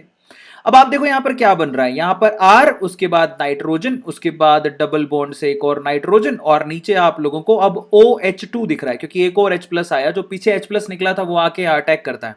तो पानी का एक और मॉलिक्यूल यहां से बाहर निकलने के चांस बन गए। जब आपको पानी का याद रखो, जब भी पानी का मॉलिक्यूल बाहर निकालना उसका प्रोटोनेशन कर दो। केमिस्ट्री में यही सिंपल चीज है। अब क्या होगा, ये दोनों इलेक्ट्रॉन यहां से खींचेगा और बाहर भाग जाएगा। तो आपके पास क्या बना जरा आप चेक करो, यहां पर R, उसके बाद डबल बॉन्ड नाइट्रोजन, और इस नाइट्रोजन पे प्लस का साइन है दिखाई दे रहा है, और इस नाइट्रोजन के पास 2 इलेक्ट्रॉन है। अब मेरी बात को ध्यान से सुनना, क्योंकि ये जो लास्ट वाला नाइट्रोजन है उसका ऑक्टेट पूरा नहीं है, तो क्या करेगा, ये दोनों इलेक्ट्रॉन यहां डोनेट कर देता है। अगर इसने दोनों इलेक्ट्रॉन यहां डोनेट कर दिए तो फाइनल स्पीसी क्या बनी जरा आप चेक करो, यहां पर बनी R, उसके बाद N, ये ट्रिपल बॉन्ड, उसके बाद N, और इस नाइट्रोजन में प्लस का साइन आ गया क्योंकि इसने इलेक्ट्रॉन डोनेट किए थे। इसी को बोलते हैं diazonium. This is called diazonium. 2 nitrogen जो है कार्बन चेन से जुड़ा हो तो दिस इज कॉल्ड डायजोनियम। ये डायजोनियम आयन तैयार हो गया, और इस प्लस के साथ एक माइनस आके जुड़ जाए तो इसको बोलते हैं डायजोनियम क्लोराइड। ये इस तरह से जनरेट होता है। इसका मतलब ये हो गया कि अगर आप मेरी बात को ध्यान से सुनना, मैं बॉक्स में लिख देता हूं, मेरी बात को बहुत ही ध्यान से सुनना। अगर आप 1 डिग्री अमाइन लोगे और उसकी रिएक्शन अगर आपने HNO2 से करवा दी तो आपको डायजोनियम, डायजो सोल्ट मिलेगा। प्लीज आप इसको नोट डाउन कर लीजिए, बहुत इंपॉर्टेंट है। और अब मजे की बात देखो, हो गया सबको याद, डायजोनियम सोल्ट बन गया। अब मेरी बात ध्यान से सुनना, मैं अब यहां पर लिखने जा रहा हूं जो मैं बोलने की कोशिश कर रहा हूं। अब अगर मान लो आपने डायजोनियम सोल्ट लिया, RN2 पे प्लस है और Cl पे माइनस है, मेरी बात को ध्यान से सुनना। इसका रिएक्शन अगर आपने पानी से करवा दिया, मतलब यहां से H एंड देन OH, आपको पता ही है पानी क्या होता है, H+ and then OH minus, तो होगा कुछ यूं कि H+ तो Cl माइनस को खींचेगा, जिससे क्या यहां से बाहर हो जाएगा HCl। ये जो OH माइनस है ना वो R के साथ चला जाएगा और नाइट्रोजन गैस भी बाहर निकल जाएगी। मतलब यहां पर पानी के साथ रिएक्शन कराती है आपको अल्कोहल मिलेगा, प्लस नाइट्रोजन गैस बाहर निकल जाएगी। आपको मैं आपकी खासियत बता देता हूं, जो आपका डायजोनियम सोल्ट होता है उसमें सबसे वर्ल्ड का बेस्ट लिविंग ग्रुप होता है नाइट्रोजन। दुनिया का सबसे बढ़िया लिविंग ग्रुप अगर कोई पूछे तो वो नाइट्रोजन है। N2+ की फॉर्म में जहां भी आपको दिख जाए, that is the bestest leaving group in whole chemistry world. अगर कोई पूछे कि पूरी दुनिया का बेस्ट लिविंग ग्रुप कौन सा है, बेस्ट Lg, मैं लिखता हूं यहां पे पूरी दुनिया का बेस्ट Lg कौन है, तो वो है N2+। ये जहां पर आपको दिख जाए ना, ये यहां नाइट्रोजन की फॉर्म में बाहर भाग जाएगा तुरंत इलेक्ट्रॉन को खींचते हुए। ये दैट इज द बेस्टेस्ट। तो मतलब ये हुआ कि जब आप 1 डिग्री से रिएक्शन कराते हो तो आपको अल्कोहल मिलता है। तो आप समझ लो इस चीज को, मैं दोबारा बोलने की कोशिश जो कर रहा हूं वो समझो। 1 डिग्री से तो अब मैंने आपको सारी रिएक्शन मैकेनिज्म बता दी कि कैसे होता है, समझ में आ गया। आप इसी को आपको अप्लाई करना है 2 डिग्री और 3 डिग्री के ऊपर। मेरा आप कहने का क्या मकसद है, अगर आप 1 डिग्री से रिएक्शन कराओगे तो आपको अल्कोहल मिलेगा, समझ में आ गया। मतलब वो कैसे मिलेगा, वो तब मिलेगा जब आपके पास डायजोनियम सोल्ट तैयार हो जाएगा। तो डायजोनियम, यहां पर डायजोनियम सोल्ट का मतलब है RN2+ एंड Cl-, जब आप इसको पानी में डालोगे तब आपके पास अल्कोहल मिलेगा, तब यहां पर अल्कोहल तैयार होगा, मतलब ROH तैयार होगा। आ गया समझ में। तो 1 डिग्री तो अल्कोहल देता है। अब आप रिएक्शन इसकी जैसे मैकेनिज्म मैंने पीछे सिखाया है वैसे अगर आगे कराओगे तो 2 डिग्री आपको यहां पर देता है N नाइट्रोसोनियम आयन, क्योंकि इसके हाइड्रोजन खत्म हो जाते हैं। और 3 डिग्री वाला जो अमाइन है बेसिकली वो आपको R3NHNO2, ये अनस्टेबल कंपाउंड देता है। तो हमारे लिए सबसे इंपॉर्टेंट चीज क्या है मैं आपको बताता हूं। यहां पर सबसे इंपॉर्टेंट है ये अल्कोहल दे रहा है, ये येलो ऑयली लिक्विड देता है N नाइट्रोसोनियम आयन। आ गया समझ में। और ये आगे हीट करने पर रिएक्शन पॉसिबल हो पाती है। इतनी रिएक्शन आगे चलानी ही नहीं है अपने को, क्योंकि हीट अपने को देनी ही नहीं है, और ये अनस्टेबल कंपाउंड है। तो यहां पर काम की चीज क्या है, काम की चीज ये है कि 1 डिग्री अमाइन जो है नाइट्रस एसिड के साथ रिएक्शन करने के बाद अल्कोहल देता है, 2 डिग्री येलो ऑयली लिक्विड देता है, 3 डिग्री का अनस्टेबल कंपाउंड देता है। इस तरह से आप इसको डिस्टिंग्विश कर सकते हो। अब अपन चलते हैं डायजोनियम रिएक्शन की तरफ। मैं पहले ही बता चुका हूं कि डायजोनियम सोल्ट कैसे बनता है। अगर आपको डायजोनियम सोल्ट बनाना है तो आपको सबसे पहले तो 1 डिग्री अमाइन लेना पड़ेगा, याद कर लो 1 डिग्री अमाइन लेना पड़ेगा। उसका रिएक्शन आपको किससे करवाना पड़ेगा, आपको NaNO2 प्लस HCl, जो कॉम्बिनेशन से आपको क्या देने वाला है, ये कॉम्बिनेशन से आपको HNO2 देगा नाइट्रस एसिड से। ये नाइट्रस एसिड इसी की कॉम्बिनेशन से मिलेगा, अदरवाइज मिलेगा भी नहीं। और फाइनली आप लोगों को क्या मिलेगा, RN2 plus and Cl minus. इस तरह से आप लोगों को डायजोनियम सोल्ट मिल जाता है, जिसकी मैकेनिज्म मैं ऑलरेडी बता चुका हूं। ये कैसे मिलता है मैं ऑलरेडी क्लियर कर चुका हूं, मैकेनिज्म एक्सप्लेन मैं कर चुका हूं, ये क्या तरीका होता है, ये सारी मैकेनिज्म एज इट इज है जो मैंने आपको बता दिया। नाइट्रोसोनियम आयन बनता है और इसी तरह से परफॉर्म होता है। फाइनली आप लोगों को डायजोनियम सोल्ट मिल जाता है, मैं पहले ही बता चुका हूं। अब देखो, अगर आपने आर की जगह AR लगा दिया, मतलब समझो आर की जगह AR का मतलब क्या है, अगर आपने बेंजीन रिंग लगा दी, जरा समझना, बेंजीन रिंग लगा दी और उसके ऊपर आपने N2 पे प्लस लगा दिया और Cl पे माइनस, मतलब आर की जगह आपने क्या लगा दिया, बेंजीन रिंग, तो इसको बोलते हैं बेंजीन डायजोनियम क्लोराइड। क्या बोलते हैं, बेंजीन डायजोनियम क्लोराइड। आया सबको समझ में, बेंजीन डायजोनियम क्लोराइड बोलते हैं इसको, समझ में आया। और बेसिकली इसी से आप डाइज बनाते हो। अब डाई कैसे बनती है, चलो मैं बताता हूं। डाइज बनाते हो डायजो कपलिंग से। अब आप मान लो सबसे पहले आपने फिनोल लिया। अब ये जो टॉपिक है ये बहुत इंपॉर्टेंट है, क्योंकि यहां से डाई पे पूछा जाता है। अगर आपने फिनोल का रिएक्शन बेंजीन डायजोनियम क्लोराइड से करवा दिया, तो एक्चुअली क्या होता है, ये जो OH ग्रुप है ना, उसका जस्ट पिछवाड़ा देखो, ये वाला जस्ट पिछवाड़ा, वहां से आपका जो हाइड्रोजन है, समझ में आ गया, उस हाइड्रोजन को हटाना है। वो हाइड्रोजन कौन लेके जाएगा, ये Cl माइनस, और उस पूरी रिंग को इस नाइट्रोजन के साथ जोड़ना है और ये बॉन्ड तोड़ के इसको इलेक्ट्रॉन दे देने ताकि ये शांत हो जाए। खत्म कहानी, इतना सा काम करना है। समझ में आया। तो आपके पास क्या बनेगा, मैंने कहा था OH को तो आपको छेड़ना ही नहीं है, इसका जस्ट पिछवाड़े से आपने क्या बनाया है, इसके जस्ट पिछवाड़े से आपने बॉन्ड बनाया। तो किसके साथ बॉन्ड बनाया, नाइट्रोजन के साथ। मैंने कहा था कि वहां से एक बॉन्ड टूट चुका है और उसको नाइट्रोजन को मिल चुका है, ये बन गया। साथ में आपके इसके पीछे क्या लग रही है, बेंजीन रिंग। क्या ये हार्ड है क्या, इतनी सी चीज याद करना। और मजे की बात, ये जो आपको दिखाई दे रही है ये डाई है, ये ऑरेंज कलर की होती है। कैसी होती है, ये ऑरेंज कलर की डाई होती है। मतलब अगर आपने फिनोल की रिएक्शन डायजोनियम सोल्ट से करवा दी तो ऑरेंज कलर का डाई मिलेगा। समझ में आ गया। अब अपन चलते हैं, अगर अगर आप लोगों ने बेंजीन डायजोनियम क्लोराइड की रिएक्शन एनिलीन से करवा दी, तो सेम काम आपको क्या करना है, अगेन इस नाइट्रोजन का बॉन्ड इसके नीचे से बनाना है। यहां पे मैं अब इसका तुरंत ही मैं इसके फॉर्मूले लिख सकता हूं। कैसे लिखूंगा, NH2 दिखाई दे रहा है, फिर आपके पास बेंजीन रिंग, आपको ना उन मेन ग्रुप को तो छेड़ना ही नहीं है। उसके बाद नाइट्रोजन, डबल बॉन्ड नाइट्रोजन, और उसके बाद बेंजीन रिंग। क्या ये हार्ड है, इज इट हार्ड। ये हल्दी के कलर की होती है, ऑलमोस्ट येलो कलर की डाई बनती है, येलो कलर की डाई होती है। देखो फॉर्मूला आपके सामने लिखा हुआ है, कुछ नहीं करना आपको। जो भी आपका मेन कंपाउंड है उसके नीचे से आपको नाइट्रोजन के साथ बॉन्ड बनाना है, बात खत्म। खत्म।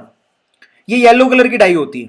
फिर उसके बाद लास्ट है, अगर आपने बेंजीन डायजोनियम क्लोराइड की रिएक्शन बीटा नेफ्थेनॉल से करवा दी, बीटा नेफ्थेनॉल से करवानी है, समझ में आता है।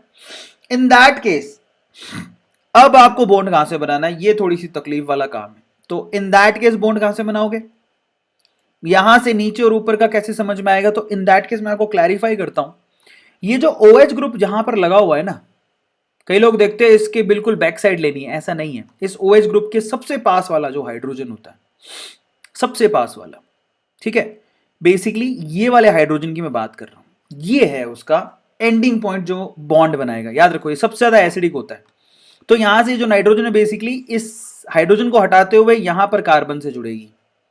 बस ये बीटा नेफ्थेनॉल में यही सबसे खास बात है, ऑरेंज रेड कलर की, ऑरेंज रेड कलर की ये डाई बनाती है। तो आपको करना क्या है, बीटा नेफ्थेनॉल में OH के पास वाला जो हाइड्रोजन है ना, ये जो कार्बन है, इससे हाइड्रोजन को हटाना है और नाइट्रोजन इसका बॉन्ड बनाना है। सेम बॉन्ड है और कुछ भी नहीं है। देखो आपने फिर से nitrogen to nitrogen double bond करके बनाया, कुछ भी नहीं करना आपको, सिंपल मैंने दिया जो करना है, और OH को छेड़ोगे भी नहीं। और ये बेसिकली ऑरेंज रेड कलर का डाई होता है। तो आपको कलर याद रखना है, किससे बनता है वो याद रखना है। आ गया समझ में, वेरी गुड। अभी हमारे चचा जान कितनी मुस्कुराहट से हंस रहे हैं, कितने बढ़िया तरीके से हंस रहे हैं, देखो है ना। अब अपन चलते हैं आगे, आखिरी रिएक्शन उसके बाद खत्म। फिर बच गया हमारे पास कार्बोलामाइन टेस्ट। कार्बोलामाइन टेस्ट में क्या करना पड़ता है, अगर आपने कार्बोलामाइन टेस्ट में 1 डिग्री, कार्बोलामाइन टेस्ट सिर्फ 1 डिग्री देता है, अगर इसका रिएक्शन आपने करवा दिया क्लोरोफॉर्म से CHCl3 से, साथ में आपने करवाया NaOH यानी कि बेसिक मीडियम में, तो यहां से कार्बोलामाइन टेस्ट में आपको क्या मिलेगा, RNC यानी कि आइसोसाइनाइड मिलता है। बहुत इंपॉर्टेंट है बच्चों, नोट डाउन कर लो, ठीक है। इसी को बोलते हैं कार्बोलामाइन टेस्ट, बहुत इंपॉर्टेंट है। चलो मैं आपको रिएक्शन बता देता हूं, आपको क्या करना है, सिर्फ 1 डिग्री अमाइन। सबसे पहले तो carbylamine test which is given by only 1 degree amine. इसमें dichlorocarbene is an intermediate, please आप याद कर लो, बहुत इंपॉर्टेंट है। इसमें 1 डिग्री अमाइन की रिएक्शन क्लोरोफॉर्म से करवाई जाती है। बेसिक मीडियम में तो आपको कार्बोलामाइन मिलता है यानी कि आइसोसाइनाइड मिलता है। अगर आप इसकी मैकेनिज्म देखना चाहते हो तो आप, बहुत इजी मैकेनिज्म है, मैं आपको समझाता हूं। सबसे पहले तो आप क्लोरोफॉर्म ले लो क्लोरोफॉर्म। क्लोरोफॉर्म का फॉर्मूला क्या होता है, CHCl3, यही होता है। उसके पास एक एसिडिक हाइड्रोजन है जिसपे डोरे डालता है, कौन, ये OH माइनस, क्योंकि बेस है ना साथ में, आपने बेस में ले रखा ना NaOH या फिर KOH, कोई भी ले लो, उसका काम होता है हाइड्रोजन को हटाना, एसिडिक हाइड्रोजन को। ये उस पर डोरे डालता है, हाइड्रोजन को अपने साथ ले लेता है, तो क्या बनेगा, और ये दोनों इलेक्ट्रॉन बेसिकली इस कार्बन पे शिफ्ट हो जाते हैं। तो कार्बन पे आ गया नेगेटिव, ये कार्बन है उस पे नेगेटिव, उस पे 3 क्लोरीन जुड़े हुए हैं। अब क्लोरीन का तो काम ही क्या है, इलेक्ट्रॉन लेके भागने का काम है, क्योंकि बहुत अच्छा लीविंग ग्रुप होता है। तो इनमें से एक क्लोरीन भाग गया इलेक्ट्रॉन लेके, अच्छा लीविंग ग्रुप था, इलेक्ट्रॉन लेके भाग गया, तो आपके पास क्या बचा, CCl2। सिर्फ आपके पास एक कार्बन है, अब 2 ही क्लोरीन बचे और उसके पास 2 इलेक्ट्रॉन है, बाकी तो कुछ बचा नहीं, क्योंकि इसके पास पहले तो नेगेटिव साइन था। जब वो दोनों इलेक्ट्रॉन लेके भाग गया तो आपके पास सिर्फ 2 इलेक्ट्रॉन बचे हैं इसके पास। इसको बोलते हैं डाइक्लोरोकार्बिन, जो कि इंटरमीडिएट है। और ये एक एसिड है। ये अगर आपको लोन पेयर दिख रहे हैं, इसका मतलब ये नहीं है कि ये कोई बेस इलेक्ट्रॉन डोनेट करेगा, नहीं, गलत बात है। आपको बता देता हूं, this is a Lewis acid. Electron दिखने के बाद भी this is a Lewis acid. क्यों, क्योंकि अगर आप देखोगे तो इस कार्बन के पास 6 ही इलेक्ट्रॉन है टोटल। देख लो जरा, 1 2 3 4 5 6, इसकी वजह से इसके पास 2 इलेक्ट्रॉन कम है, इसी वजह से इलेक्ट्रॉन डेफिशिएंट है, इसी वजह से एसिड की तरह काम करता है। बहुत बच्चों को नहीं पता कि डाइक्लोरोकार्बन इज एन एसिड, तो उनको लोन पेयर दिखता है तो वो सोचते हैं oh my God lone pair, इसका मतलब वो बेस होगा, ऐसा नहीं है। अब क्योंकि इसको इलेक्ट्रॉन चाहिए, डाइक्लोरोकार्बिन के पास इलेक्ट्रॉन नहीं है, 6 ही इलेक्ट्रॉन है, इसको इलेक्ट्रॉन चाहिए, तो इसको इलेक्ट्रॉन डोनेट कौन करेगा, 1 डिग्री। ये 1 डिग्री अमाइन क्या करता है, अपने इलेक्ट्रॉन डोनेट कर देता है, इसको अपने साथ जोड़ लेता है। जोड़ने के बाद इस नाइट्रोजन के ऊपर प्लस का साइन आ जाता है, तो ये नाइट्रोजन क्या करेगा, किसी हाइड्रोजन से कुर्बानी मांगेगा, बोलेगा कुर्बानी कुर्बानी कुर्बानी, तुझे देनी पड़ेगी कुर्बानी। तो कुर्बानी मांगता है, कुर्बानी मांगने के बाद क्या है ना, हाइड्रोजन हट जाता है यहां से और नाइट्रोजन की भूख शांत हो जाती है। तो हम कहां पहुंच गए, यहां पर पहुंच गए। अब क्या होगा, अब आपको पता है कि हमारे क्लोरीन चचा बैठे हैं, जो क्लोरीन चचा है उनकी खास बात है कि वो बहुत अच्छा लीविंग ग्रुप होता है, इसको तो भागना होता है। अगर ये दोनों इलेक्ट्रॉन लेके भाग जाए तो नाइट्रोजन को यहां पर इलेक्ट्रॉन डोनेट करने पड़ेंगे। आया समझ में, तो अब नाइट्रोजन इलेक्ट्रॉन डोनेट किए, एक क्लोरीन भाग गया, इस नाइट्रोजन में प्लस का साइन आ गया। अब जब इस नाइट्रोजन में प्लस का साइन आया तो फिर ये दूसरे हाइड्रोजन से क्या मांगेगा, कुर्बानी कुर्बानी कुर्बानी। समझ में आ गया, तो फिर से बोलता है भैया तुम इलेक्ट्रॉन दो, तुम भागो यहां से।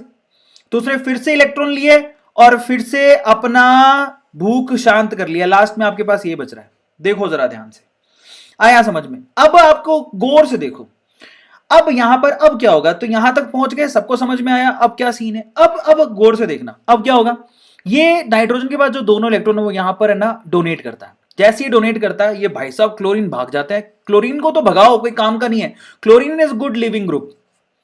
अब मतलब क्या है, अगर ये तीसरा क्लोरीन भी भागे तो ये दोनों इलेक्ट्रॉन यहां पर शिफ्ट हो जाएंगे। अब क्या हुआ, नाइट्रोजन टू कार्बन आपके पास 3 बॉन्ड बन गए, दिखाई दे रहा है, समझ में आ गया, और एक ही हाइड्रोजन बचा है।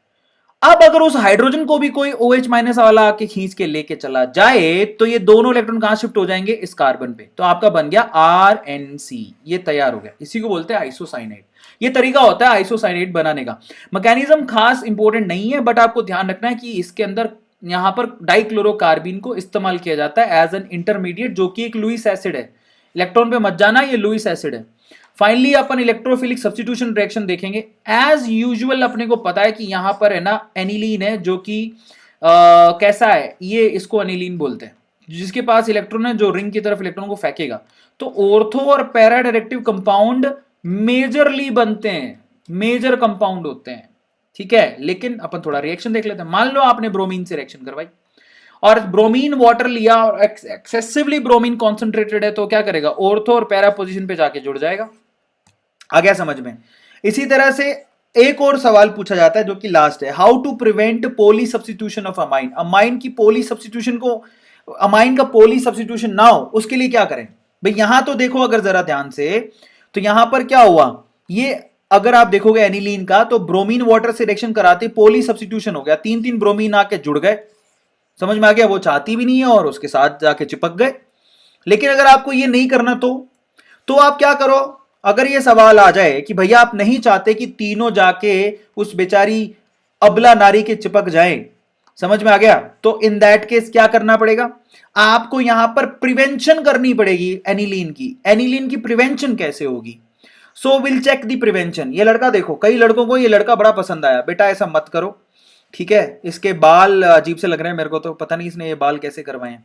चलो अब प्रिवेंशन कैसे होता है, तो इन दैट के सबसे पहले आपको एनिलीन लेना है।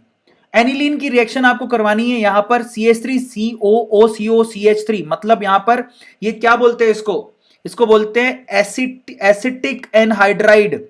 इसकी रिएक्शन आपको एसिटिक एनहाइड्राइड से करवानी पड़ेगी, ऊपर लिखा हुआ देखो, acetic anhydride is used to prevent the aniline, ताकि उसका एक ही सब्स्टिट्यूशन हो, तीनों जगह ना हो। तो क्या करना पड़ेगा आपको, जब इससे रिएक्शन इसकी करवाओगे ना, तो ये क्या करेगा, एक हाइड्रोजन देखो, दो दो इस एनिलीन के पास दो दो हाइड्रोजन है ना, तो अब क्या सीन है, दो दो हाइड्रोजन और एक लोन पेयर भी है, दिखाई दे रहा है सब लोगों को। तो होता कुछ यूं है कि आपको भी पता है यार, एसिटेट एनहाइड्राइड में अगर आप ध्यान से देखोगे तो ये है ओवरऑल एसिटेट एनहाइड्राइड, दिखाई दे रहा है सब लोगों को, है ना, उसके पास ये बेचारा कार्बन है। आप किसी से भी करा दो यार, पर एसिटेट एनहाइड्राइड और बेचारा कार्बन है, तो दोनों लोन पेयर बेसिकली यहां डोनेट कर दिए जाते हैं और वो उसको अपने साथ चिपका लेता है, फिर बाद में हाइड्रोजन से कुर्बानी मांगता है। ये वही तरीका है, जब भी नाइट्रोजन जो है किसी को अपने इलेक्ट्रॉन देता है तो कुर्बानी हाइड्रोजन को ही देनी पड़ती है। तो बेसिकली ये आप लोगों को कंपाउंड मिलेगा, एक हाइड्रोजन हट गया और CH3CO ग्रुप जुड़ गया। अब क्या हुआ, बेसिकली यहां पर ये कंपाउंड जो है प्रिवेंट करने का काम करता है, मतलब समझो, अब ये ऐसा ग्रुप बन गया है जो कि बेसिकली क्या करेगा, यहां पर बल्कि ग्रुप है, बड़ा ग्रुप है, बड़ा ग्रुप होने की वजह से ऑर्थो पोजीशन पे अब सब्स्टिट्यूशन पॉसिबल नहीं है। जरा सोचो, इतना बड़ा भारी भरकम ग्रुप है, जो क्या ये ऑर्थो पोजीशन पे अटैक करने देगा, नहीं, अब सिर्फ पैरा पोजीशन पे अटैक हो पाएगा और वहीं पर ही ब्रोमीन जुड़ पाएगा। समझो, इसको प्रिवेंशन कहते हैं। अब अगर आपने ब्रोमीन से रिएक्शन कराई तो सिर्फ पैरा पोजीशन पे जुड़ेगा, क्योंकि ये ग्रुप इतना बल्कि है जो कि स्टेरिक हिंड्रेंस बढ़ा रहा है, स्टेरिक हिंड्रेंस बढ़ा रहा है, तो ऑर्थो पोजीशन पे अटैक नहीं हो पाएगा। समझ में आ रहा है, क्योंकि ब्रोमीन खुद भी बड़ा होता है और वो भी भाई साहब बड़े हैं। मतलब समझो ना कि ये कोई घर है, चोरी करनी है, और इतना बड़ा आदमी यहां पर बाहुबली टाइप का आदमी जो इसकी सुरक्षा कर रहा है। तो अब ये तो बात आप मान के चलो कि अगर चोरी करनी है तो सामने से तो नहीं हो पाएगी। समझ में आ गया, तो चोर भी इतना मोटा है और बाहर सुरक्षा करने वाले, तो उस भाई को नीचे से करना पड़ेगा जो भी करना है। आ गया समझ में, तो बल्कि ग्रुप होने की वजह से प्रिवेंशन हो गया और सिर्फ पैरा पोजीशन पे जाके वो जुड़ रहा है। अब उसके बाद नाइट्रेशन कराओ तो क्या करना पड़ता है, नाइट्रेशन के अंदर HNO3 H2SO4 यूज करना पड़ता है। अब खुद ही देख लो, आपकी जो मेजर कंपाउंड है वो पैरा वाली बन रही है 51%, मेटा वाली भी कंपाउंड बन रही है पर वो 47% बन रही है, और ऑर्थो वाली कंपाउंड तो 2% बन रही है। एक एक्सेप्शन है जो आपको याद रखना है, और ये सवाल भी पूछा गया है। नाइट्रेशन के अंदर सबसे ज्यादा कंपाउंड आपकी कौन सी बनती है, पैरा वाली, फिर बनती है मेटा वाली, सबसे लास्ट में आता है ऑर्थो, जो बच्चों को नहीं पता होता। क्यों, क्योंकि आप तो अभी तक यही मान के चल रहे थे कि नाइट्रोजन जो है रिंग पर इलेक्ट्रॉन फेंकता है तो ऑर्थो और पैरा डायरेक्टिव कंपाउंड बनेगा, इस हिसाब से लोग सोचते हैं कि मेटा वाला नहीं बनेगा, लेकिन ये गलत है। यहां पर एक्सपेरिमेंटली पता लगा है कि मेटा डायरेक्टिव कंपाउंड 47% बनते हैं, जो कि सेकंड हाईएस्ट है। ये सवाल बहुत बार पूछा गया है। उसके बाद अगर आप मान लो H2SO4 से रिएक्शन कराते हो तो आप कुछ नहीं करना, आप लोगों को SO3H ग्रुप जोड़ना है डायरेक्टली। मैं आपको बोलूं, इसको क्या बोलते हैं, सल्फोनेशन। आप पैरा पोजीशन पे SO3H ग्रुप जोड़ दो, बात खत्म। उससे बाद आप ज्विटराइन भी बना सकते हो, जो आपने कहां पर पढ़ी थी, जो ज्विटराइन आपने पढ़ा था बायोमोलिक्यूल में। कुछ नहीं करना, ये हाइड्रोजन बेसिकली वहां चला जाएगा ऊपर। तो यहां पर देखो, इस नाइट्रोजन में प्लस है और इस सल्फर के ऊपर माइनस, इसको ज्विटराइन कहते हैं, है ना। फाइनली गाइस, बहुत बहुत बधाई हो, बाय बाय कहने ये लड़कियां, ये मेरी तरफ से, है ना। हाँ, ये है ब्लैक ब्यूटी, कितनी अच्छी लग रही है, ये तो बात माननी पड़ेगी, है ना। She is so cheerful as well. चलो, तो बहुत अच्छी बात है। कॉन्ग्रेचुलेशन गाइज, आज हमने अमाइन भी खत्म कर लिया और तुम लोग बधाई के पात्र हो यार, मानना पड़ेगा। इस वीडियो को बच्चों के साथ शेयर करो और अगर आपको कुछ भी कॉन्सेप्ट समझ में आया हो तो लाइक जरूर